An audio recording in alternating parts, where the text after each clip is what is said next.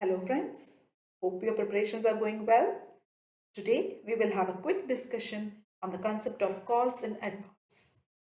What is calls in advance? Calls in advance refers to that amount which is received by a company in advance from the shareholders, and that amount is received in respect of the calls yet to be made by the company. Company has not yet made the call, but still it has received the money related to that in advance from the shareholders.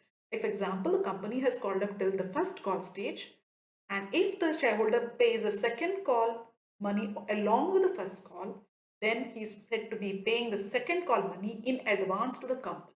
So that amount which is received in advance in respect of the second call by the company, that has to be kept separately by the company in an account called as calls in advance account. It cannot include it in share capital till the company has made the second call. Now, only when the company is authorized in its articles of association, then only it can go ahead and accept such money in advance from the shareholders. Otherwise, it cannot accept such money in advance. And when it is authorized and it also receives from the shareholders such money in advance, it has to be kept separately credited to an account called as calls in advance account. And whenever that particular call, like the second call, money is received in advance at the first call stage, then when the second call money is being received, when it becomes due, when the company makes a call and it receives it, at that point of time, this calls in advance account, which was credited, would be reversed, would be debited when it becomes due to the company. Now, how do we disclose this calls in advance? Calls in advance appears on the liability side of the balance sheet under the main head current liability, under the subhead other current liabilities.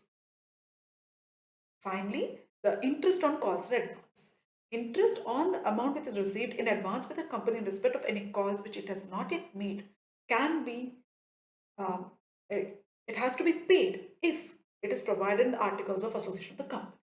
So now if the article is silent, it does not talk about any interest on calls in advance or does not provide for any particular percentage, then table F would apply, which is given under the Companies Act.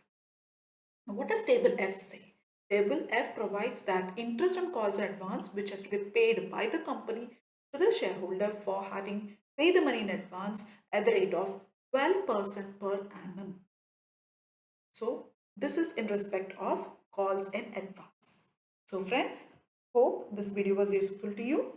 Please do click on the like icon. It encourages me to post more such videos for you. And do click on the subscribe button to access more such concept videos. Thank you. Happy learning. Have a great